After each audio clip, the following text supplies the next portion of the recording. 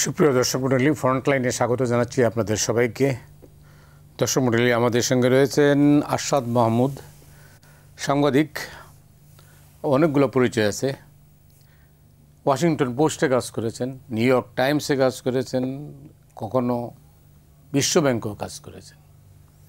এই দেশের সিনিয়র সাংবাদিক আরশাদ মাহমুদ এই অনুষ্ঠানে সম্ভবত এর আগে আসেননি, একবার মনে এসেছিলাম বন্ধ হওয়ার আগে। অনেক অনেক ধন্যবাদ আপনাকে অনুষ্ঠানে আসার জন্য। এরপরে আছেন ডাক্তার জাহিদুর রহমান, শিক্ষক ও রাজনৈতিক বিশ্লেষক। জাহিদ, আপনাকে স্বাগত। ধন্যবাদ। আরশাদ মাহমুদ, আজকের বিষয় ঠিক করতে পারি নাই আসলে। কেন জানেন? আমি জানি না কী কারণ, হঠাৎ করে এলোমেলো হয়ে গেলো সব। 1 বছর হয়ে গেল অভ্যুত্থানের পরে, 1 বছরের পরে আমরা হিসাব নিকাশ হইলেও তো মিলাতে হয়। হালখাতার মতো না হইলেও এটা একটা সাধারণভাবেই যে 3 মাস কেমন যায়, 9 মাস কেমন যায়, 12 মাস কেমন গেল। 12 মাসের পরে আমরা এখন এই অবস্থায় কোথায় দাঁড়িয়ে আছি, এই প্রশ্নকে যদি আমি আপনাকে করি যে একটা স্বৈরাচারী সরকার থেকে আমরা একটা পরিবর্তনের লক্ষ্যে একটা পরিবর্তন হলো, সেই পরিবর্তনকে আমরা স্বাগত জানালাম, মানুষ স্বাগত জানালো। এই অবস্থায় দেশটা একটা খারাপ অবস্থার মধ্যে ছিল, এটা কোনো সন্দেহ নেই। একটা জায়গাতে ফিরে আসছে, কিন্তু অনেক ক্ষেত্রেই আমরা সফল হইনি। এই যে মানুষের মাঝে হতাশা, কেন এই হতাশাটা? ধন্যবাদ আপনাকে। এটা নিয়ে আমি তো ইদানিং অনেক লেখালেখি করি ফেসবুকে। আমার একটা কলামও আছে, মিডিয়া ওয়াচ বলে। তো স্বাভাবিকভাবে আপনার মনে, জায়েদ সাহেবের মনে, অন্যান্য সবার মনে যে প্রশ্ন হয়, আমার মনেও সেই একই প্রশ্ন আসে যে এরকম তো হওয়ার কথা ছিল না, কেন হলো এরকম? তো সেখানে আমার যেটা মনে হচ্ছে আর কি, যে আমার যদ্দূর উনি ডক্টর ইউনূস যখন জানলাম যে উনি দায়িত্ব নিচ্ছেন, আমরা সবাই খুব মানে আশান্বিত হলাম যে না, এবার একটা ভালো লোকের কাছে দেশ পড়েছে এবং সব কিছু আশা করি ঠিক হয়ে যাবে এবার। তো উনি দায়িত্ব নিলেন 8 আগস্ট। আমি 10ই আগস্ট আমার মনে আছে এখনও, আমি একটা লেখা লিখলাম ডক্টর ইউনূসের কাছে খোলা চিঠি। তো সেখানে আমি 2টা কথা বলেছিলাম। আমি বললাম যে স্যার, 1 নম্বর, ওনার সঙ্গে আমার ব্যক্তিগত পরিচয় আছে, আমি অনেকবার ওনাকে ইন্টারভিউ করেছি, আমি ওয়াশিংটন টাইমসে ওনার উপরে মানে কাভার স্টোরি করেছি আর কি। মানে তো আমি লিখলাম যে স্যার, আপনার কাছে অনুরোধ, 2টো কাজ আপনি প্রথমেই করেন। 1 নম্বর, এই দেশে যারা ক্ষমতাবান, দুর্নীতি সেখান থেকেই শুরু হয়, তারাই দুর্নীতি করে সবসময় এবং তাদেরকে জবাবদিহিতে আনা যায় না। তো আপনি স্যার নেওয়ার পরে আপনি একটাই কাজ, মানে 1 নম্বর কাজটা করেন যে আপনি আপনার নিজের সম্পদের বিবরণী জনসমক্ষে প্রকাশ করেন। এতে 2টো কাজ হবে। একটা হবে যে ক্ষমতাধররা সম্পদ বিবরণী জনসমক্ষে জানায়, এটা একটা নজির থাকবে। পরবর্তীতে যারা ক্ষমতায় আসবে তারা একটা অব্লিগেশনে থাকবে যে আমাদেরও এটা করতে হবে, মানুষেরও মনে হবে যে না, এটা করতে হবে। আর দ্বিতীয় কথা বললাম যে আপনি বিচার বিভাগের স্বাধীনতা এবং আইনের শাসন প্রতিষ্ঠা করার একটা শক্ত হাতে এটা করেন। তো 13 তারিখে উনি জাতির উদ্দেশ্যে প্রথম ভাষণ দিলেন, মানে 8 তারিখে ক্ষমতা নেওয়ার পর। এবং 13 তারিখে আমার খুব ভালো লাগলো, মনে হয় উনি আমার পোস্ট পড়েছিলেন কি না আমি জানি না। উনি বললেন যে আমি সহ উপদেষ্টা পরিষদে যারা আছে, সরকারি সবাই আমাদের সম্পদের হিসাব বিবরণী জনসমক্ষে আমরা প্রকাশ করব। এটা উনি বললেন যে এটা কাজ শুরু হয়ে গেছে অলরেডি, এটা আমরা করব। আর দ্বিতীয় কথা বললেন যে আমরা চেষ্টা করব যতখানি পারি যে দেশে আইনের শাসন যেন প্রতিষ্ঠা হয়, সব কিছু। কিন্তু 2 মাস পরে একজনে আমাকে বলল যে আপনি কি জানেন যে উনি ওনার মামলা এক্সিকিউটিভ অর্ডারে উনি মানে প্রত্যাহার করে নিয়েছেন। আমি বললাম এটা তো ওনার করার কথা না, এটা তো ঠিকভাবে করবে। পরে আমি যখন খোঁজ নিলাম এটা, যে দেখলাম যে সত্যি তাই করেছেন সেটা। আমি খুবই হতাশ হয়ে গেলাম এবং আমি তার পরের দিনই একটা লেখা লিখলাম যে ডক্টর ইউনূসকে আইন কি প্রভাবিত করছেন, এরকম একটা লেখা আমি লিখলাম। যে এটা তো আপনার করার কথা না। আপনি যদি সত্যিকার অর্থে বিচার বিভাগের স্বাধীনতায় বিশ্বাস করেন তাহলে তো আপনার উচিত ছিল যে আপনার বিরুদ্ধে যে মামলা আছে আপনি বলবেন যে আইনি প্রক্রিয়ার মাধ্যমে এটা সমাধান হবে, এ ব্যাপারে আমি কোনো হস্তক্ষেপ করব না। তার কারণ তখন আমি বললাম যে আপনি যদি এটা করেন তাহলে শেখ হাসিনার সঙ্গে আপনার পার্থক্যটা কী, খালেদা জিয়ার সঙ্গে আপনার পার্থক্য, হোসেন মোহাম্মদ এরশাদের সাথে আপনার পার্থক্য কী, এটা আপনি কেন করতে গেলেন? এটার কোনো জবাব নেই। তারপরে দেখলাম উনি 666 কোটি টাকার কর মওকুফ, আর একের পর এক গ্রামীণ ব্যাংকে এবং অঙ্গ প্রতিষ্ঠানের যত রকমের ব্যাপার ছিল সেগুলো তিনি একটার পর একটা উনি এক্সিকিউটিভ অর্ডারে সব করতে থাকলেন। গ্রামীণ ব্যাংকের মালিকানার 25%, সরকারি 25%, সেখান থেকে উনি 10%-এ নিয়ে আসলেন। তারপরে গ্রামীণ টেলিকম, এটা নানান মানে একটার পর একটা এগুলো করতেই থাকলেন। তো তখন আমি বললাম, তখন অনেকে আমাকে বেশ ওনার পক্ষের যারা ছিল, আমি ওনার পক্ষে ছিলাম সত্যি কথা বলতে কি, তো তারা আমাকে খুব মানে কটু ভাষায় বলল যে আপনি এ সমস্ত কী বলতেছেন, এগুলো তো কোনো ঠিক না, ওনার তো গ্রামীণ ব্যাংকে কোনো মালিকানা নাই। তো আমি বললাম যে তখন আমি মানে একটা উদাহরণ, একটা লেখা লিখলাম যে সিরাজুল ইসলাম চৌধুরী, প্রফেসর সিরাজুল ইসলাম চৌধুরী, ওনার সাথে এই সম্ভবত 81 সালের দিকে তখন জিয়াউর রহমান ক্ষমতায়। তো জিয়াউর রহমান তো সবসময় যে উনি খুব সৎ মানুষ, আর্থিক সততা ছিল। তো আমি একদিন স্যারকে জিজ্ঞেস করলাম যে স্যার এই লোকটা তো মনে হচ্ছে খুব সৎ লোক। তো উনি হাসতে হাসতে বললেন যে আরে আরশাদ শোনো, তার তো অসৎ হওয়ার তো কোনো কারণ নাই, পুরো দেশই তো তার, তো সে অসৎ হতে যাবে কেন? তো আমি তখন বললাম যে গ্রামীণ ব্যাংকের মালিকানা ডক্টর ইউনূসের নাই, খুব ভালো কথা, কিন্তু উনি তো সমস্ত সুযোগ সুবিধাগুলো সেখান থেকেই পাচ্ছেন, তাই না? তো এটা কেমন কথা? তা আপনার তো মালিকানার দরকার নাই, আপনি যদি সমস্ত সুযোগ সুবিধাগুলো সেখান থেকে নেন, তাহলে তখন থেকেই মানুষের মনে নানান প্রশ্ন দেখা দিতে শুরু করলো যে এই লোকটা কিসের জন্য আসছে। তারপরে উনি প্রতি মাসে একবার করে বিদেশে যাচ্ছেন। তারপরে আমাদেরকে কি গেলানো হলো যে এগুলো সব দ্বিপাক্ষিক ভিজিট।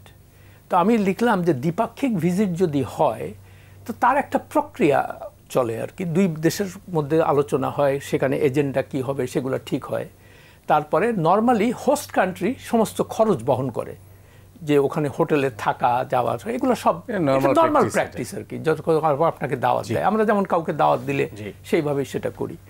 তো এখন দেখা গেল যে প্রথমে বলা হলো যে উনি নিউ ইয়র্কে যাচ্ছেন জাতিসংঘের সাধারণ পরিষদ, সেখানে 7 জন মাত্র নিয়ে যাবেন। তো আমরা খুব খুশি হলাম যে না, শেখ হাসিনা তো 100-150 করে নিয়ে যেত বা অন্যান্যরা এইবার। কিন্তু যখন উনি গেলেন দেখা গেল সেখানে 7 জনের জায়গায় 57 জন হলো। তো স্বাভাবিকভাবে প্রশ্ন জাগিয়েছে কী ব্যাপার, এত লোক কোথার থেকে আসলো? পরে যেটা জানা গেল যে তার মধ্যে 35 জন ছিল এসএসএফের লোক, কেমন, তারপরে নানান এই সমস্ত পার্সোনাল স্টাফ এগুলো সমস্ত সবাই। আচ্ছা, ভালো কথা। তো তখন তারপর যখনই বিদেশে যাচ্ছেন তো এইরকম লোকজন সঙ্গে যাচ্ছে। তো আমি একটা লেখার মধ্যে লিখলাম যে আচ্ছা, আপনি যেখানে যাচ্ছেন আপনার নিরাপত্তা দেওয়ার দায়িত্ব সেই দেশের হোস্ট কান্ট্রির, তো আপনি 35 জন এসএসএফ সঙ্গে নিয়ে যান কেন? তো এটার যুক্তিটা কি? তো একজনে আমাকে বলল যে না, এটা নাকি সরকারি নিয়ম আছে। আমি বললাম উনি তো সরকারের প্রধান, এটা তো কোনো কোরআন শরীফের মানে কোনো কিছু লেখা নেই, তাই না? তো আপনি এটা কেন করবেন? এটা তো জনগণের টাকা, ট্যাক্সের টাকা, তাই না? তো আপনি তো এই জন্যই মানে আমার মনে হচ্ছে যে এই সব নানান কারণে মানুষের মনে একটা সাংঘাতিক রকমের প্রশ্ন দেখা দিয়েছে যে এই লোকটা কিসের জন্য আসছে। আপনার কাছে আসবো পরে। জাহিদ, আপনার দৃষ্টিতে প্রফেসর ইউনূসের ভুলগুলো কোথায়? ভুলের জায়গায় আসবো, তার আগে একটা জিনিস একটু স্পষ্ট করা দরকার। আমরা 1 বছরের সামনে এসে আমরা হিসাব মিলাচ্ছি এবং আমরা হতাশ হচ্ছি। হতাশার একটা খুব বড় কারণ, আসলে আমরা হতাশ সবাই কম বেশি আছে, কিন্তু কতটুকু বেশি হতাশ হবো কতটুকু কম হবো এটা ডিপেন্ড করে আমরা কতটুকু এক্সপেক্ট করেছিলাম সেটার উপরে। আমরা যারা অনেক বেশি এক্সপেক্ট করেছি তারা বেশি হতাশ হয়েছি, আমরা যারা কম এক্সপেক্ট করেছি তারা কম হতাশ হয়েছি। আমি দ্বিতীয় দলে, আমি খুবই কম এক্সপেক্ট করেছি। আচ্ছা, সুতরাং আমার হতাশা কম। এবং আমি 5 আগস্টের পরবর্তীতে ভীষণ ইমোশনাল সময়েও টিভি টক শোতে এবং তখন ঢাকায় বিভিন্ন জায়গায় প্রচুর আলোচনা সভা হতো, প্রোগ্রাম হতো। আমার ক্লিয়ারলি মনে পড়ে বাংলা একাডেমিতে, ঢাকা ইউনিভার্সিটিতে অনেকগুলো প্রোগ্রামে আমি বক্তা ছিলাম। তখনও চেষ্টা করেছি মানুষের এক্সপেকটেশন, তখনও কিন্তু আমাদের সমস্যা শুরু হয়নি, তখনও বলেছিলাম এক্সপেকটেশন কমিয়ে রাখতে হবে, নাহলে আমরা হতাশ হব। আমি কেন সেটা বলতাম, সেটার সাথে এখনকার সময়টা মেলাতে পারবো। মানে আমরা ধরে নিয়েছিলাম আমরা শেখ হাসিনাকে পতন ঘটিয়েছি এবং শেখ হাসিনা যা যা করেছেন সেগুলো প্রত্যেকটা আমরা ঘৃণা করতাম, এটা তো সত্য। এবং আমরা চেয়েছিলাম, আমরা মনে করেছি পরদিন থেকেই বাংলাদেশ খুব সিগনিফিক্যান্টলি তার উল্টো পথে হাঁটা শুরু করবে, কিন্তু এভাবে আসলে এটা কাজ করে না। এটা হলো আমাদের এক্সপেকটেশন। কিন্তু আমরা যদি পৃথিবীর ইতিহাস দেখি, আমরা যদি এ ধরনের গণ অভ্যুত্থান পরবর্তী সমাজগুলো দেখি, ধরুন সাম্প্রতিক সময়ে একই রকম বাংলাদেশে যে গণ অভ্যুত্থানটা হয়েছে এটা হুবহু তিউনিসিয়ার সাথে মেলে। আমি ইভেন গত 2-3 বছর থেকে কয়েকটা জায়গায় লিখেছি, বলেছি যে বাংলাদেশে একটা তিউনিসিয়া মডেলের গণ অভ্যুত্থান হবে। ওখানে কি হয়েছিল, একজন রাস্তার হকার, তাকে অন্যায়ভাবে তুলে দেওয়া হয়েছে, তার জিনিসপত্র ফেরত দেননি, তিনি গায়ে আগুন লাগিয়ে সুইসাইড করেন। এবং সেই প্রতিবাদ হতে হতে বেন আলীর বিরুদ্ধে দীর্ঘদিন মানুষের যে ক্ষোভ ছিল, এক একজনের ক্ষোভ কিন্তু এক এক কারণে, উইচ ইজ ভেরি ইম্পর্টেন্ট, এটা মনোলিথিক না, এটা যেহেতু কোনো দল কোনো ম্যানিফেস্টো দিয়ে করেনি, সবাই নেমে গেল, রাজনৈতিক দলও ছিল, অন্যান্যরাও ছিল, পতন হলো। এরপর যেটা দাঁড়ায়, প্রত্যেকে এটার ক্রেডিট ক্লেম করে এবং প্রত্যেকের দেশটাকে দেখার দৃষ্টিভঙ্গি একেবারেই ভিন্ন। তখন এই সংকটগুলো শুরু হয়। সুতরাং আমরা কমন গোলেই নামিয়েছি। কমন গোল একটা ছিল, শেখ হাসিনার পতন। বাকি যে ফ্যাসিবাদী ব্যবস্থার বিলোপ, এটা সেটা সংস্কার না, সরি, অনেক মানুষের এই বিষয়গুলো মাথাতেই ছিল না। বিএনপির কথা যদি বলি, বিএনপি একটা বুর্জোয়া পলিটিক্যাল পার্টি, সে নির্বাচন দিয়ে ক্ষমতায় যেতে চেয়েছে, সে যেতে পারে নাই। সুতরাং শেখ হাসিনা গেলে তার সেই পথ খুলবে, সে ক্ষমতায় যেতে চায়, পারলে 3 মাসের মধ্যে নির্বাচন হলে সে প্রস্তুত ছিল, সে ক্ষমতায় যাওয়ার জন্য নির্বাচন চাইতে পারে, ও তো মাঠে ছিল। তো সুতরাং আমরা করলাম কি, অনেকে, এবং আমি সরাসরি যদি বলি খুবই urban educated conscious middle class কতগুলো চিন্তা চাপিয়ে দেওয়ার চেষ্টা করলাম যে জনগণ তো শুধু শেখ হাসিনা পতনের জন্য করেনি, আরও ইত্যাদি ইত্যাদি ইত্যাদি ইত্যাদি এত কিছু চেয়েছে। এটা বলে আমরা নতুন এক্সপেকটেশন শুরু করলাম এবং এখনও বলছি। এই যে হতাশ হবে বলছি, আমি জানি না, আমিও জানি না, কিন্তু আমরা কি জানি আসলে যে মানুষগুলো হতাশ হওয়ার কথা বলছি, মানুষ বলতে কারা? আমি আপনি টিভিতে কথা বলি, লিখি, সোশ্যাল মিডিয়ায় লেখার ক্ষমতা আছে, কিন্তু অসংখ্য কোটি কোটি মানুষ, মেজরিটি, আমরা মানে মেজরিটি যে সাইলেন্ট পিপল, যাদের ভয়েস শোনা হয় না, সাবালটার্ন, আমরা যদি কলোনিয়াল স্টাডিতে হিসাব করি বলি, তার ভয়েসকে আমরা জানি। সে কি আসলে মনে করে সে এত হতাশ? সে কি মনে করে আমার সংস্কার হয় নাই বলে খুব সমস্যা হয়ে যাবে? সো আমি এই সংকটটা দেখছি আমরা যারা অনেক এক্সপেক্ট করেছি। এখন আমি যদি এই পয়েন্টে দাঁড়িয়ে দেখি, বাংলাদেশ যদি এখন থেকে জাস্ট একটা নির্বাচনের দিকে গিয়ে একটা পাওয়ার ট্রানজিশন ঠিকঠাক মতো হয়, আমাদের আরব স্প্রিংয়ের অভিজ্ঞতার আলোকে আমরা বলবো আমরা স্টিল ভালো জায়গায় আছি। এবার আমি ডক্টর ইউনূসের পয়েন্টে আসছি। আমি কি ওনার ব্যাপারে হতাশ নই? উত্তর হচ্ছে ভীষণ হতাশ। আমি মনে করি আমরা আরও অনেক কিছু পেতে পারতাম যদি ওনার সরকারটা বেটার ওয়ার্ক করতো। ভাইয়া যেগুলো বললেন খুবই রাইটলি, শুধুমাত্র তো শুধুমাত্র উনি অনেকগুলো অনুমোদন নিয়েছেন, একটা ভার্সিটির অনুমোদন নিয়েছেন, একটা ডিজিটাল ওয়ালেটের অনুমোদন নিয়েছেন, স্টারলিং, এগুলো স্টারলিং, মানে এগুলো দৃষ্টিকটু তো মানে একটা বোধহয় ম্যান পাওয়ার আছে, ম্যান পাওয়ার তো মেন ওটা, এবং ডিজিটাল ওয়ালেট উনি নিয়েছেন, অনেক কিছু। তো এগুলো খুবই দৃষ্টিকটু আছে, কিন্তু যেটা সবচেয়ে সংকটপূর্ণ বলে আমি মনে করি সেটা হচ্ছে ওনার ব্যর্থতার কারণে হোক অথবা উনি এটার মধ্যে ইনভলভ থাকায় হোক, বাংলাদেশকে দীর্ঘদিন থেকে চর্চা শুরু হয়েছে ক্ষমতা নেওয়ার কিছুদিনের মধ্যে কিছু মানুষ চাইছে সরকারটাকে as much as possible prolong করতে হবে। সেটারই ম্যানিফেস্টেশন হিসেবে কতগুলো জিনিস ঢুকেছে, যেমন আইন শৃঙ্খলার অবস্থা খুবই খারাপ। মানে একটা সরকারের খুবই বেসিক রুটিন কাজ হচ্ছে আইন শৃঙ্খলা রক্ষা করা, অথচ বাংলাদেশে এটার ডিজাস্টারাস অবস্থা। সরকার কি চাইলে সেনাবাহিনীও মাঠে আছে? পারতো না।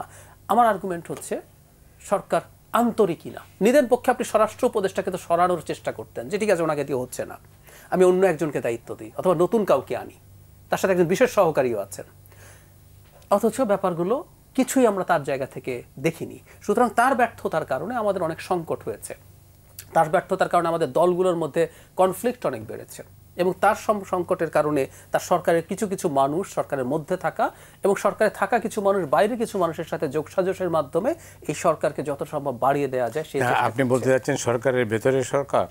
অবশ্যই সরকারের ভেতরে কয়টা সরকার আছে সেটা প্রশ্ন, মানে অন্তত একটা খুবই আলাদা পাওয়ারফুল সরকার আছে, এটা আমরা বলতেই পারি।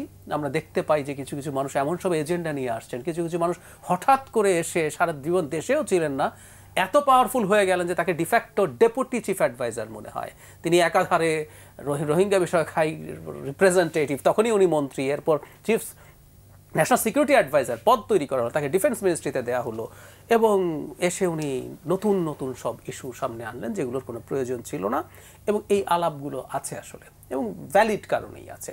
তো এই পরিস্থিতি যখন তৈরি হচ্ছে, আমরা তাকে টাফ কোনো সিদ্ধান্ত নিতে দেখছি না, এবং এই কারণে আমাদের এই ভীতি। আমি এখন ওনার ব্যক্তিগত কি করেছেন, কি সমস্যা করেছেন, আমার আসলে আর আমারও আরও যতটুকু এক্সপেকটেশন ছিল ওটুকুরও দরকার নেই। আমরা এখন এমন এক জায়গায় এসে পৌঁছেছি, এইভাবে যদি বলি, অনেক সময় হয় হসপিটালে একটা রোগী এসে হাজির হয়েছে, তার হয়তো ঠিকঠাক মতো সময় ট্রিটমেন্ট হলে তার অনেক কিছু করা যেত, কিন্তু আমরা এখন এমন জায়গায় এসেছি, আমাদের খুব এমার্জেন্সি একটা জায়গায় লিস্ট একটা ইলেকশন করে যদি ডেমোক্রেটিক ট্রান্সফরমেশন করে যেতে পারি, এটা যদি করে যেতে পারে দ্যাট ইজ ফাইন। এর বেশি কিছু আসলে আমি এখন আর এই পর্যায়ে দাঁড়িয়ে আর এক্সপেক্ট করছি না। মানুষ তো হতাশ হওয়ার পরে একটা কথাই বলছে, এটা আপনি শুনেছেন নিশ্চয়ই, যে পেলাম মানে চাইলাম ডেমোক্রেসি আর পেলাম মবক্রেসি। একদম তাই, এবং খুব অবিশ্বাস্য ব্যাপার, বাংলাদেশে যারা ডেমোক্রেসি চান, আপনি যদি ডেমোক্রেসি চান, ইলেকশন মানেই ডেমোক্রেসি না, কিন্তু ইলেকশন ছাড়া ডেমোক্রেসি হয় না। কিন্তু বাংলাদেশে এখন ইলেকশন চাওয়ার মতো রিস্কি কোনো কথা হতে পারে না। আপনি যখনই ইলেকশন চাইছেন, আপনি কারো না কারো এজেন্ট হয়ে পড়ছেন, আপনাকে এভাবে স্টিগমাটাইজ করা হচ্ছে, সত্যিকার অর্থেই করা হচ্ছে।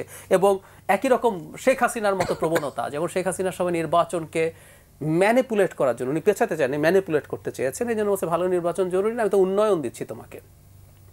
একই রকমভাবে একটা শব্দ এখন আমাদের সামনে এসে হাজির হয়েছে, সংস্কার। নির্বাচন পেছানোর জন্য সংস্কার একটা উন্নয়নের মতো শব্দে পরিণত হচ্ছে কিনা, এই আওয়াজগুলো আছে। এবং ডক্টর ইউনূসের, আমি যদি আন্তরিকতার প্রশ্ন রেখেও বলি, উনি খুবই বাজে অ্যাডমিনিস্ট্রেটর। মানে এটা হতে পারতো, ওনাকে আমরা যদি সফটভাবে ছাড় দিয়েও বলে যে প্রসেসের সাথে উনি জড়িত নন, কিন্তু দিনের শেষে উনি তো এটা পূর্ণ দায়িত্বপ্রাপ্ত ব্যক্তি, ওনার তো অ্যাডমিনিস্ট্রেটর হওয়া দরকার ছিল, যেখানে যেখানে প্রয়োজন কঠোর হওয়া দরকার ছিল, কিন্তু উনি আসলে একেবারেই কঠোর হতে পারেননি, এবং এই ব্যর্থতার দায়ভার চূড়ান্তভাবে তাকে নিতে হবে। এটুকু বলে শেষ করি, জনাব নুরুল কবিরের সাথে একটা ইন্টারভিউ ওনার হয়েছিল, ব্যর্থতা নিয়ে বলছিল, বলে অন্যরা কি ব্যর্থ হবে, আমি তো নিজেই পারছি না, নিজেই শিখছি। এবং ফাইনালি উনি বলছেন, আমরা কাজ করছি, যেটা লেগে যায় লেগে যায়, না লেগে লাগে আমাদের কপাল খারাপ। আরশাদ মাহমুদ, আপনি যেটা অনেক কথাই বলেছেন, জাহেদ তার ফ্রাস্ট্রেশনটাও বলেছেন, তার প্রশংসাও করেছেন, যে কাজগুলো হয়েছে এটাও করেছেন। আপনার দৃষ্টিতে আপনি কীভাবে দেখেন? আপনি তো একদম চুলচেরা বিশ্লেষণ করার লোক। না, আমি যেটা ওই আগের সূত্রদের এবং ডক্টর জাহেদ যে কথাটা বললো সেটাই বলছি, যে আপনি বলছেন যে আপনি আইনের শাসন বিশ্বাস করেন এবং এটাকে প্রতিষ্ঠা করবেন, তাহলে অবভিয়াসলি একটা প্রশ্ন আসে, আপনার এই সরকারের মনে হচ্ছে যে এখন পর্যন্ত মনে হচ্ছে যে সবচেয়ে এফিশিয়েন্ট মেধাবী একজনকে আপনি প্রথমে, তিনি আসলেন আমেরিকার থেকে, খলিলুর রহমান সাহেব, উনি খুবই মেধাবী লোক, ফার্স্ট হয়েছে, সব কিছুই ঠিক আছে। তো আমার মনে আছে উনি 2001 সালে তৎকালীন তত্ত্বাবধায়ক সরকার লতিফুর রহমান সাহেবের প্রাইভেট সেক্রেটারি হয়েছে, উনি আমেরিকার থেকে ওনাকে নিয়ে আসছিল, এবং সে অনেকদিন সরকারি চাকরিতে ছিল না আর কি, কেমন ইউএন জব করতে আর কি। না, প্রথমে আমাদের এমবেসিতে ছিল ওখানে নিউ ইয়র্কে, তারপরে ওখান থেকে চলে গেল, তারপরে সেখান থেকে এনে সে ছিল অ্যাকচুয়ালি সিনিয়র অ্যাসিস্ট্যান্ট সেক্রেটারি লেভেলের, মানে বাংলাদেশের পর্যায়ে। তো পরে যখন তাকে, আর ওই পিএসের পোস্টটা হলো জয়েন্ট সেক্রেটারি পোস্ট, তো যেহেতু সে অনেকদিন নাই, তো তখন তাকে করা হলো, সকালবেলায় তাকে ডেপুটি সেক্রেটারি করা হলো এবং বিকেলে তাকে জয়েন্ট সেক্রেটারি করা হলো 12 ঘন্টার মধ্যে। হ্যাঁ, তো ও লতিফুর, আমার মনে হয় আপনিও সেই অনুষ্ঠানে সংবাদ সম্মেলনে উপস্থিত ছিলেন। আমি লতিফুর রহমান সাহেবকে জিজ্ঞেস করলাম যে আচ্ছা, আপনি তো একজন বিচারপতি, মানে প্রধান বিচারপতি ছিলেন, তো আপনি এরকম একটা কাজ কেন করলেন? আপনি কি সারা বাংলাদেশে আর কোনো লোক পান নাই আপনার পিএস বানানোর? আপনি আমেরিকার থেকে একজনকে আনতে হইলো, আর এইভাবে আপনি সকালবেলায় একটা প্রমোশন, বিকেল কেন দিলেন এটা? তখন উনি বললেন, এটা সবার প্রেস কনফারেন্সে, ওপেন প্রেস কনফারেন্স, তো উনি বললেন যে সে খুব মেধাবী, সে ফার্স্ট হয়েছিল। তো আমি বললাম যে দেখেন, আমি তো তার মেধা নিয়ে আপনাকে কোনো প্রশ্ন করিনি, আমি বলছি যে প্রক্রিয়া এই নিয়োগটা হয়েছে এটা ঠিক হয়েছে কিনা, আপনি তো বিচারক।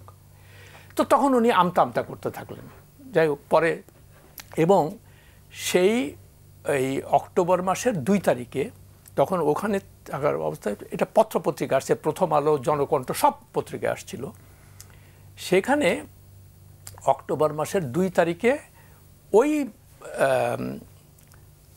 প্রধান উপদেষ্টার কার্যালয়ে একজন মহিলা নারী কর্মকর্তা ছিলেন, তার সঙ্গে কথিত আছে, এটা পত্রপত্রিকায় আসছিল যে তার সঙ্গে একটা পরকীয়ার সম্পর্ক হয় খলিল সাহেবের। তখন তাকে কিছুদিন পরের মধ্যে, যেহেতু 3 মাসের সরকার ছিল, তো তাকে নিউ ইয়র্কে পোস্টিং দেওয়া হইল। এই খলিল সাহেবই সেটার মানে উদ্যোগী হয়ে এটা করলেন, ভালো কথা। তখন তার স্বামী এটা জানতে পারে, ভদ্রমহিলার স্বামী, তার একটা প্রতিবন্ধী মেয়ে ছিল আর একটা বাচ্চা 2টা। তো স্বামী অবভিয়াসলি বলছে যে তুমি তো এইভাবে হঠাৎ করে সবাইকে ফেলে তুমি নিউ ইয়র্কে চলে যাবে, এটা কেমন কথা, আমাদের তো সব কিছু। তো এটা নিয়ে তাদের মধ্যে প্রচণ্ড ঝগড়াঝাটি হয়। এক পর্যায়ে অক্টোবর মাসের 2 তারিখে রাত 11টার সময় এরকম ঝগড়া চরম পর্যায়ে গেলে সেই তার স্বামী তাকে গুলি করার পরে সে মারা যায়, এবং তারপরে ওই স্বামী নিজে সুইসাইড করে, মার্ডার সুইসাইড আর কি। এটা নিয়ে 3 তারিখ সকালে সমস্ত বড় বড় পত্রিকা এগুলাতে আসছে আর কি। তখন আমি এই কথাটাই লিখলাম, এবং সেই রাত্রে, ঠিক সেই রাত্রে খলিল দেশ থেকে পালিয়ে যায়। তখনও কিন্তু মানে হ্যান্ডওভার হয় নাই খালেদা জিয়ার কাছে ক্ষমতা, 1 সপ্তাহ আগেই সে চলে গেল দেশ থেকে। তো এরকম একটা ঘটনার পরে যখন আমি দেখলাম যে তাকে এরকম নিয়োগ দেওয়া হয়েছে হাই রিপ্রেজেন্টেটিভ, তখন আমি জিনিসটা লিখে আমি বললাম যে ডক্টর ইউনূস, আপনি তো আইনের শাসনে বিশ্বাস করেন, এরকম একটা তার বিরুদ্ধে এরকম একটা অভিযোগ আছে তার সম্পর্কে, আপনি অনুগ্রহ করে জিনিসটাকে হয়তো আপনি জানতেন না তার এটা, তো আপনি এটা ইনভেস্টিগেশন করার ব্যবস্থা করেন অ্যাটলিস্ট, তাহলে তো তারপরে যদি তার কোনো সম্পৃক্ততা না থাকে তাহলে সে এসে যাবে, আমাদের তো কোনো কিছু। কিন্তু আপনি জিনিসটাকে, মামলাটা তো আছে সেখানে, হ্যাঁ, এই মামলাটা ধামাচাপা দিল কে? আর আমাদের দেশে হচ্ছে কি, যারা ক্ষমতাবান তাদের জন্য আইন নাই, এটা তো আমরা সবসময় দেখি। তো আপনি যদি সাধারণ মানুষকে বুঝাতে চান যে আমি এমন একটা লোক ক্ষমতায় আসছি যে সাধারণ মানুষরা সবার জন্য আইন সমান, আইন কারোর জন্য আলাদা না, তো এই জিনিসটা আমি একদম পুঙ্খানুপুঙ্খভাবে এই জিনিসগুলো লিখলাম যে স্যার আপনি এই জিনিসগুলো করেন ইমিডিয়েটলি, মানুষের মনে আস্থা জাগান যে না এই দেশে আইনের শাসন আছে। তো সেটা উনি করলেন না করার ফলে তারপরে প্রথমে হাই রিপ্রেজেন্টেটিভ রোহিঙ্গা তো পাঠাই দিল। আমার মনে হয় আমি ডক্টর জাহিদের একটা অনুষ্ঠান সুযোগ যে একজনও যাবে না, এবং হি ওয়াজ রাইট, এবং আমরাও জানতাম এটা, সেটা হলো না কিছুই। তারপরে ওইটা না করো কি ন্যাশনাল সিকিউরিটি অ্যাডভাইজার বানাও, মানে কি কোথায় না, এবং ডিফেন্স মিনিস্ট্রিতে চিফ অ্যাডভাইজারের হেল্পিং হ্যান্ড হিসাবে উনি। হ্যাঁ, মানে এই জিনিসগুলো যাই হোক, তারপরে হয়তো আরো কথা বলবো আর কি যদি সময় থাকে। অনেক ধন্যবাদ জাহিদ। না এই তো আমরা জানি এই ঘটনাগুলো, এখন আমরা যাচ্ছি কোথায় ইনফ্যাক্ট এখন সেটাই আমাদের মূল ইস্যু। ওই যে বললাম আমরা যদ্দূর হয়েছে, মানে ডক্টর ইউনূস আপনি টারবেন না, এটা আমাদের বলে ফেলা উচিত।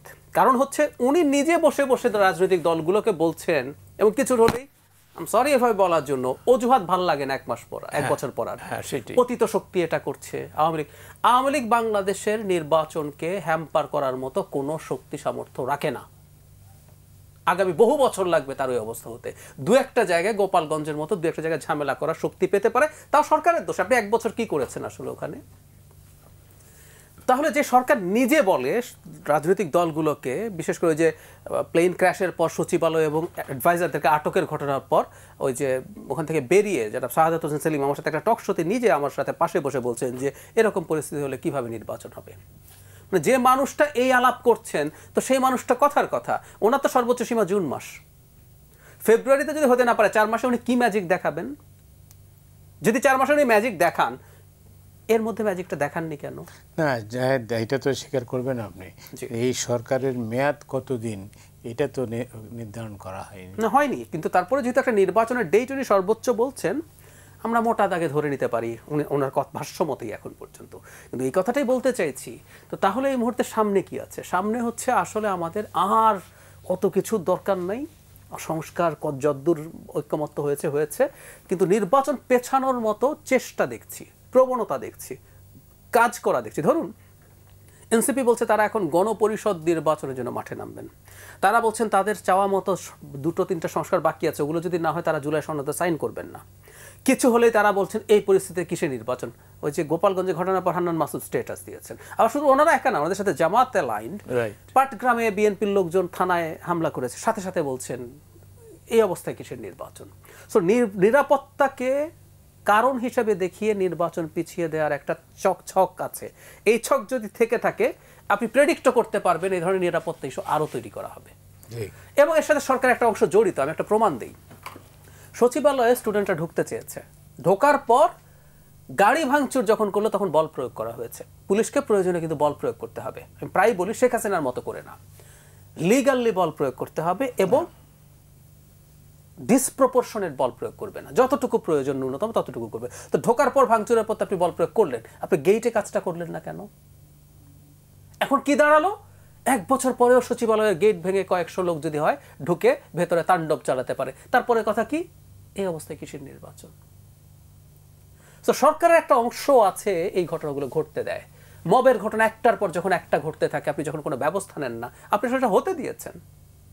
আবারও বলছি, একটা অংশ, আমি এখনো বলছি, ওনার প্রতি সম্মান রেখে বলছি, আমি ওনাকে দায়ী করছি না, যদি আমরা দায়ী করতে পারি। এই সরকারের যাবতীয় ব্যর্থতার প্রধান দায়িত্ব ওনার, উনি তো প্রধান, সুতরাং এটা ওনার সরকার, এটা মানতে হবে। তো এই ঘটনাগুলো যখন ঘটে আমরা আসলে কোনো পদক্ষেপ দেখি না। এই জন্য আমাদের কাছে সামনে ইলেকশন নিয়ে আনসার্টেনিটির সম্ভাবনা সিরিয়াসলি আছে। এবং আমি একটা উদাহরণ দিই, খুবই ইন্টারেস্টিং। 12 দলের সাথে বৈঠকের পর দুজন গুরুত্বপূর্ণ রাজনৈতিক নেতা মুস্তাফা জামাল হায়দার এবং জনাব ববি হাজ্জাজ বেরিয়ে বলেছেন কয়েকদিনের মধ্যেই নির্বাচনের স্পেসিফিক ডেট ঘোষণা করবেন। আচ্ছা, এটা তো দুইটার একটা, হয় দুজন মিথ্যা বলছে অথবা সত্য বলছে। ডক্টর ইউনূস এটা বলেছেন। যদি ডক্টর ইউনূস এটা বলে থাকে, প্রেস টিমে তাদের অফিসিয়াল স্টেটমেন্টে এই কথাটা নেই কেন? এটা সবচেয়ে গুরুত্বপূর্ণ কথা ছিল, এটা নেই কেন? খেয়াল করবেন, মাস 2-3 আগে একবার ঐক্যমত্য কমিশনের ডক্টর আলী রিয়াজ, ডক্টর বদিউল আলম মজুমদার এবং জনাব মনির হায়দার তার সাথে দেখা করতে গিয়েছিলেন। বেরিয়ে তারা বলছেন, 3 জন বলছেন, 3 জনকে আমরা চিনি, যে ডক্টর ইউনূস বলেছেন দ্রুত সংস্কার শেষ করুন, ডিসেম্বরের মধ্যে নির্বাচনের জন্য। কিছুক্ষণের মধ্যে ওটা পাল্টে বলা হলো না, এটা ডিসেম্বর থেকে জুন বলেছেন উনি। তার ওই 3 জন কি মিথ্যা কথা শুনেছিলেন? তার মানে আমরা কিন্তু এই প্রবণতাগুলো দিয়ে বুঝতে পারি যে এর মধ্যে একটা চক্র, যে সরকারের ভেতরে সরকার আছে, তারা চেষ্টা করবে কোনো না কোনোভাবে। মানে এই নির্বাচন যতদিন না হয়, বেশ কিছু মানুষ, বেশ কিছু দল ভীষণ পাওয়ারফুল, তো তাদের অনেক ক্ষমতা আছে। তো অনেক ধন্যবাদ। আপনি কি নির্বাচনের কোনো সম্ভাবনা দেখেন? না, সম্ভাবনা এটা আমি লিখেছিও যে কোনো সম্ভাবনা আমি দেখি না। ওই ডক্টর জাহেদ যে কথাটা বললেন, প্রথম থেকেই একটা জিনিস লক্ষ্য করছি যে কিভাবে এটাকে বিলম্বিত করা যায়, কিভাবে না যাওয়া যায় যে কোনো অজুহাতে। এখন একটাই অজুহাত হচ্ছে ফ্যাসিবাদ ফেরত আসবে, আবার খুব সাবধান। এই ভাঙ্গা রেকর্ড আপনি বারবার বাজাচ্ছেন, সেখানে জঙ্গির মতো, মানে অদ্ভুত একটা। তো আপনি যদি কোনো, আর আমি এটা ডক্টর জাহেদের সাথে দ্বিমত পোষণ করি যে সরকারের ভেতর সরকার না, সব কিছুর মূল দায়ী হলো উনি। আচ্ছা, এটা উনি যদি সরকার, একটা পরিবারের যে প্রধান হবে, কেমন, তার যদি কোনো কন্ট্রোল না থাকে অন্য জনে, হয়তো তাকে স্বীকার করতে হবে যে আমার ছেলে মেয়েরা আমার কথাবার্তা শুনে না, বাবা এখন তোমরা যাবো, আইন শৃঙ্খলা বাহিনী তোমরা এদেরকে, আমার ছেলে মেয়েদের ঠিক করো, আমি আর পারতেছি না এদের সাথে। এটা তো আপনাকে ওন করতে হবে, তাই না? আর সবচেয়ে বড় কথা, আপনি এ তো ট্যাক্স পেয়ারের টাকা, এগুলো সব কিছু আপনার যে যমুনার খরচ, কি বলে, উপদেষ্টাদের বেতন টেতন, এগুলো সব কিছু এদের সরকারি টাকায় তো যাচ্ছে। আর যে নির্বাচন কেন বিলম্বিত হবে, কিছু কিছু লোক আছে দেখবেন, সেদিন আমি একটা লেখা পড়লাম এই ফেসবুকেই, যে এই সরকার চলে গেলে এখন তো গণভবনের প্রধানমন্ত্রীর আর বাড়ি নাই, ওটা জাদুঘর করেছে, এখন প্রধানমন্ত্রীর জন্য একটা বাড়ি ঠিক করতে হবে। তো কি বাড়ি হবে? প্রথমে বললো যে যমুনাতে হয়তো উনি থাকবেন, অথবা হেয়ার রোডেরই আর দুটো বাড়ি, দুটো এক জায়গায় করে 1.5 একর 3 একরের উপরে এটার তৈরি করবে। আচ্ছা, তারপরে ওইটার মধ্যেই দেখলাম যে ওখানে আরও এই ministers hostel, senior secretaries hostel, এগুলো করেছে। একটার দৈর্ঘ্য মানে স্কোয়ার ফুটেজে আপনার 3.5 থেকে 5,000 স্কোয়ার ফিটের। এই খলিল সাহেবও তার মধ্যে একজন ওখানে থাকে আর কি। তো এরা, আমার যেটা মনে হয়, যে আমি কয়েকদিন আগে একটা পোস্ট দিয়েছি এটার উপরে, যে এই যে ক্ষমতার যে দুর্বৃত্তায়ন হয়, এরা যখন, সত্যি কথা বলতে কি, আমাদের 2 জেনারেশন আগে সব ঠিকানা ছিল ধান ক্ষেত। তো ধান ক্ষেত থেকে সব আমরা এসে এই 5,000 স্কোয়ার ফিট, মানে 3 একর জায়গার, বুঝলেন, আমাদের সব মাথা খারাপ হয়ে যায় ক্ষমতায় যারা থাকে। এবং এরা প্রত্যেকেই দেখবেন যেভাবে সম্ভব ক্ষমতা দীর্ঘায়িত করতে পারলে এই সমস্ত বড় বড় বাড়িতে থাকা যাবে, এইগুলাই চলতে থাকে। এবং এখন ডক্টর ইউনূস সহ আমি তার নাম ধরেই বলছি যে তার মতিগতি আমার ভালো মনে হচ্ছে না। যদি তাই হতো তাহলে তো উনি ডিপি ওয়ার্ল্ড, তারপরে মানবিক করিডোর, এই ধরনের অহেতুক কতগুলো জিনিস, তারপরে ম্যান পাওয়ারের লাইসেন্স কেমন, তারপরে কি গ্রামীণ বিশ্ববিদ্যালয়, এগুলো উনি করতে যাবেন কেন? ওনার দরকার ছিল যে নির্বাচন ব্যবস্থার সংস্কার। কি হতে পারতো সেটা, যে যারা এমপি হবে তারা শুধুমাত্র আইন প্রণয়ন ছাড়া তাদের অন্য কোনো কাজ থাকবে না, তাদের কোনো আর্থিক ক্ষমতা থাকবে না। এখন দেখেন প্রত্যেকটা এমপি তাদের বিভিন্ন জেলা যত আছে কতগুলো কমিটির চেয়ারম্যান, তাদের ছাড়া টাকা রিলিজ হবে না এগুলো। তো যখনই আপনি তাদের কাছ থেকে এই ক্ষমতাগুলো নিয়ে নেবেন দেখবেন ওখানে মানে তাদের আগ্রহ কমে গেছে। আর 2 নাম্বার আমার কাছে যেটা সবচেয়ে মনে হয় যে তারা এমপি হওয়ার আগে নমিনেশন পাওয়ার সঙ্গে সঙ্গে তাদের অ্যাসেট ডিক্লেয়ার করবে, এবং প্রত্যেক বছর তাদেরকে এই অ্যাসেটটা ডিক্লেয়ার করতে হবে, যে জনগণ বুঝবে যে তুমি 1 বছর এমপি থাকা অবস্থায় তোমার সম্পত্তির কি পরিমাণ কি হলো এটা। তো এটা তো তারা দিবে না, ডক্টর ইউনূসও তো দেয় না, বলবে যে স্যার আপনি তো দেন নাই, আমরা দিব কেন? এটা একটা অদ্ভুত একটা মানে এর মধ্যে পড়েছি আমরা এখন। না অদ্ভুত ঠিক আছে, কিন্তু পরিস্থিতিটা হলো যে এখান থেকে তো বের হতে হবে। বের তো এমনি হবে না, এখান থেকে কেউ কিন্তু সহসা ক্ষমতা ত্যাগ করে না। আপনি হোসেন মোহাম্মদ এরশাদের কথা দেখেন, খালেদা জিয়ার কথা দেখেন, তারপরে হাসিনার কথা দেখেন, এখন ডক্টর ইউনূসের ক্ষমতার থেকে কেউ এমনি যায় না। এটা হলো বাস্তবতা। ক্ষমতা যতদিন থাকবে ততদিন আমার সুযোগ সুবিধা ভোগ করতে পারবো, আমি নানান রকমের মানে যা ইচ্ছা তাই করতে পারবো, আইনের শাসন মানবো। কিসের আইন? হ্যাঁ, আইন কিসের আমি কিচ্ছু মানি না এগুলা। তো এই মানসিকতার যতদিন পরিবর্তন না হবে তো ততদিন আপনি নির্বাচন একটা দিবেন, ঠিক আছে ভালো কথা, নির্বাচন হবে, আর এক দল আসবে, এসে তারাও একই কাজ করতে থাকবে। তো সাধারণ মানুষ যাবেটা কোথায়? সাধারণ মানুষ যাবে মানে আমার এই একটাই খালি বারবার মনে হয় যে সাধারণ মানুষ কোথায় যাবে, কার কাছে যাবে? আপনার দৃষ্টিতে কি মানুষ যাবে কোথায়? মানুষকে আসলে দিনের শেষে সবকিছুর পরও একটা গণতান্ত্রিক নির্বাচনী ব্যবস্থায় ঢুকতে হবে, এবং হয়তো, আমি নিশ্চিত নই কিন্তু আমি হয়তো বলছি, নির্বাচনের জন্য রাজনৈতিক দলগুলোকেও মানে বিশেষ করে যারা নির্বাচনের পক্ষে আছে তাদের মাঠে নামার প্রয়োজন হতে পারে, এবং সাধারণ মানুষকেও ওর পেছনেই যেতে হবে। আমরা খেয়াল করি এখন নির্বাচন হলে যে দলটা ক্ষমতায় যাবে এরকম পারসেপশন যেটা বেশি, সেই দলটার নিচুর লেভেলের অনেকে কিন্তু নানান অনিয়মের সাথে জড়িত হয়েছে, চাঁদাবাজি, দখলদারি। এটা ট্রু, এটা যে ট্রু তার প্রমাণ ওই দলই তার অসংখ্য লোকজনকে মানে বহিষ্কার করছে। কিন্তু তারপরও এটা কোনোদিনও যুক্তি হতে পারে না দেখিয়ে যে ভোট হলে এরা ক্ষমতায় আসবে বলে আমি ভোট পেছাবো। আমি গ্যারান্টি দিয়ে বলতে পারি, এটা আজকে অন রেকর্ড বলছি, নির্বাচিত সরকার, জনগণের ভোটে আসা সরকার যদি আসে, আপনি নিশ্চিত থাকুন এই সরকারের চেয়ে ফার বেটার চালাবে। আপনি নিশ্চিত থাকুন দেশে পুলিশ বেটার কাজ করবে, এই রকম আইন শৃঙ্খলা পরিস্থিতির খারাপ অবস্থা থাকবে। এটার কারণ কি?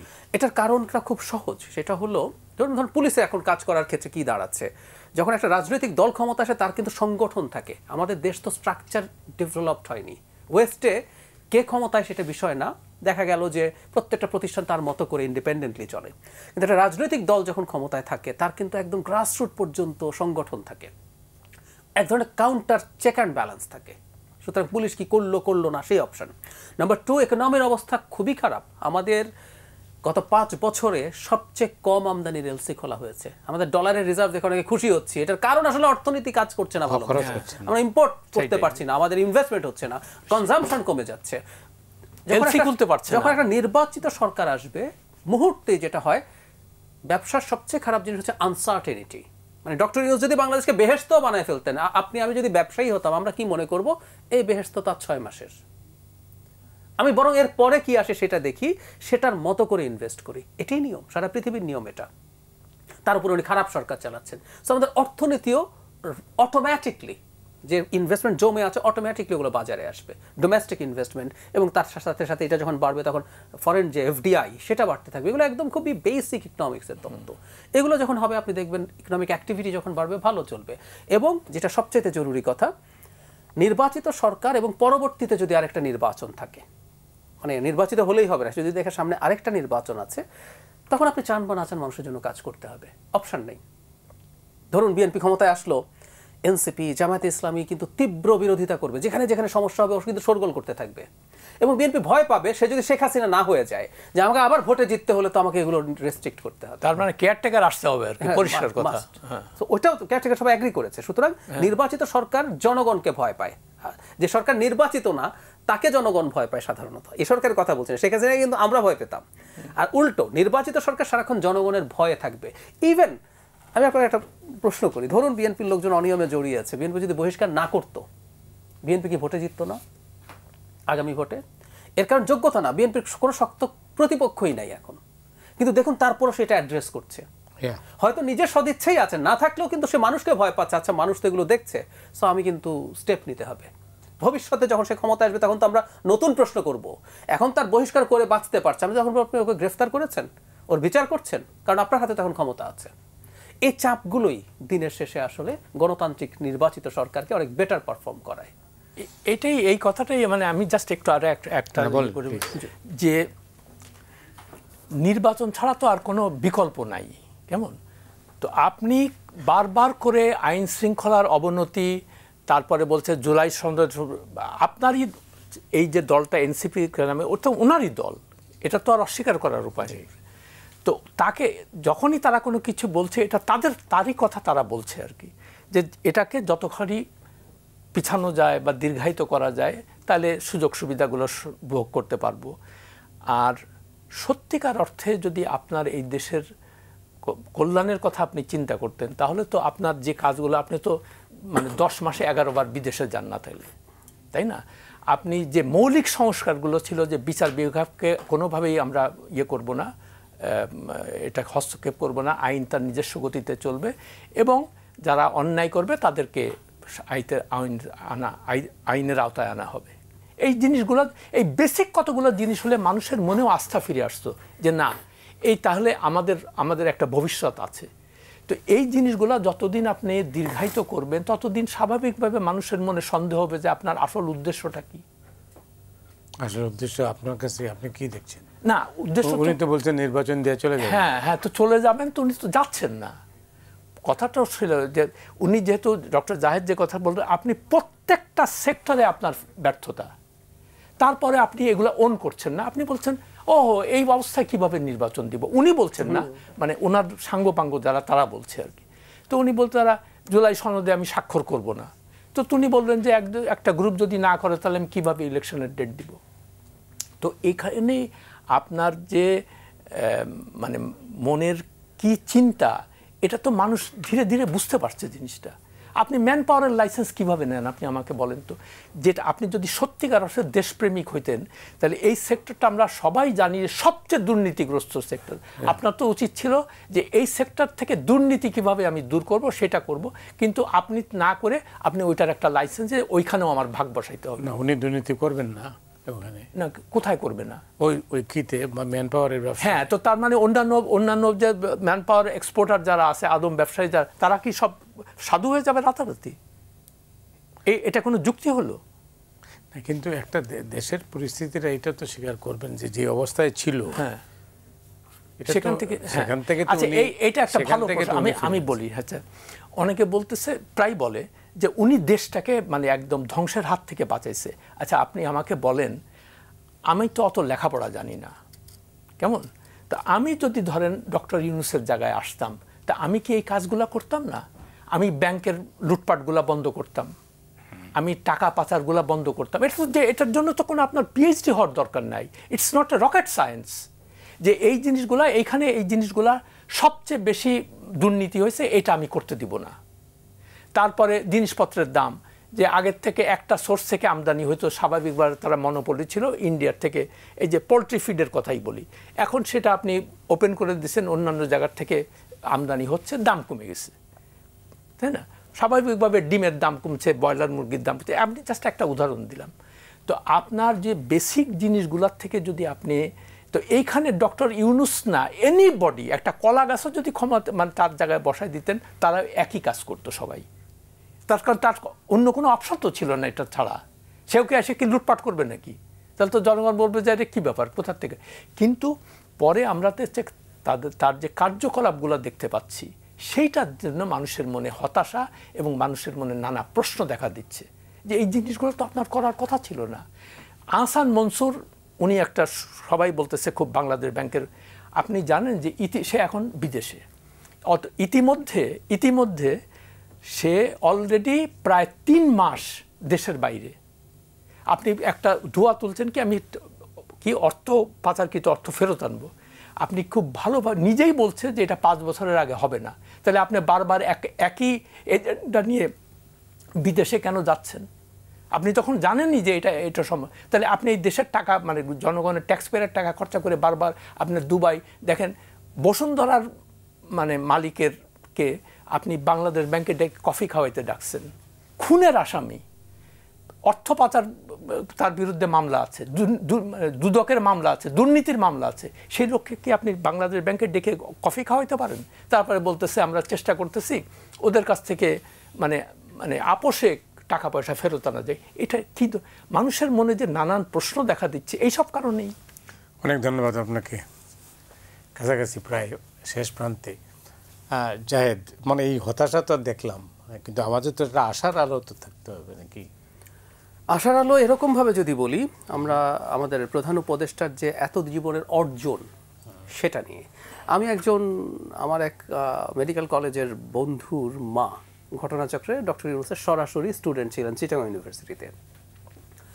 তো দেখা করতে গেলাম, কথা হলো, উনি তখন একটা কথা বলেছিলেন, এটা অনেক সাধারণ মানুষও বলে, ওনার যেহেতু স্যার, যে আমি ডাউট করি আমার স্যার তার সম্মান নিয়ে বেরোতে পারছেন কিনা সরকার থেকে। কেন মনে হয়? মানে এই যে পরিস্থিতি দাঁড়ালো, দিনের শেষে আমরা যতই বেনিফিট অফ ডাউট দেওয়ার চেষ্টা করি, ভাইয়া তো দিচ্ছেনই না, এক অর্থে আরশাদ ভাই সঠিক যে আমি বলছি সরকারের একটা অংশ বা ভেতরের সরকার না, দায় ওনার তো আসলে বটেই। তো যদি দেখা যায় বাংলাদেশের এই সামষ্টিকভাবে দেশ চালানোর ব্যর্থতা এবং নির্বাচন নিয়েও যদি শেষ পর্যন্ত একটা কেওটিক পরিস্থিতি তৈরি হয় এবং ওনাকে নির্বাচন দেওয়ার জন্য চাপ প্রয়োগ করতে হয়, এগুলো প্রত্যেকটা ওনার এতদিনের যে অর্জন সেটাকে নষ্ট করবে। এবং অলরেডি উনি নষ্ট করেছেন, কারণ হলো ওনার তো আসলে জীবনে পাওয়ার কিছু ছিল না, এইটাই হলো আসল কথা। উনি নোবেল পেয়েছেন, উনি কংগ্রেশনাল মেডাল, প্রেসিডেন্সিয়াল মেডাল, মানে এই 3টা মেডাল আমেরিকা, এই দুটো, আর নোবেল পাওয়া ব্যক্তি সম্ভবত 8 জন বা 9 জন ইতিহাসে আছে, উনি তার মধ্যে একজন। উনি শুধু একজন নোবেল লরিয়েট না, উনি যেখানে যান মানুষজন, প্রেসিডেন্টরা তার সাথে বসতে চান ইত্যাদি ইত্যাদি। এবং আমরা প্রায় বলি যে উনি আমাদের দায়িত্ব না নিলে ওনার তেমন কিছু আসতে যেত না, কিন্তু যখনই উনি এই ছোট পেটি জিনিসগুলো করেন, ওনার ওই সম্মান অলরেডি অনেকটা হানি হয়েছে। এখন আসার জায়গা হচ্ছে এটা, শেষ পর্যন্ত উনি এটা রিয়ালাইজ করবেন যে ওনার এই সম্মান, যে সারা জীবনের যে অর্জিত সম্মান, এটা উনি নষ্ট করবেন না। কিন্তু এখানে একটা ঝুঁকি আছে, এই ঝুঁকিটা নিয়ে আমি ওনাকে সতর্কবাণী দিতে চাই। একবার উনি পদত্যাগ করতে চেয়েছেন, আমি এই ঝুঁকিটা আছে বলে মনে করি, এবং একটা চক্র আছে সম্ভবত এই পরিস্থিতি তৈরি করে তিনি পদত্যাগ করে ফেলুন, সো দ্যাট তারা তাদের মতো করে, ইভেন শোনা যায় জনাব খলিলকে প্রধান উপদেষ্টা টানানো হবে ইত্যাদি ইত্যাদি, হোয়াট এভার, উনি যদি ওনার সম্মানহানি হচ্ছে মনে করে পদত্যাগ করতে চান, আমরা সেটাও রেজিস্ট করতে হবে। যে পরিস্থিতিতে আপনি দায়িত্ব নিয়েছেন, একটা জাহাজ, ঝঞ্ঝা বিক্ষুব্ধ জাহাজ, ঝড়ের মধ্যে আছে, ক্যাপ্টেন সবার শেষে যাবে এবং ডুবলে ক্যাপ্টেন ডুববে, বাকি সবাই বের হবে। আমরা টাইটানিক সিনেমা যখন দেখি তখন ওই প্রথম এই নিয়মটা জানলাম যে ক্যাপ্টেন কোনোদিনও জাহাজ থেকে একজন বাকি থাকতেও যেতে পারবে না, he is the last person to leave the sheep.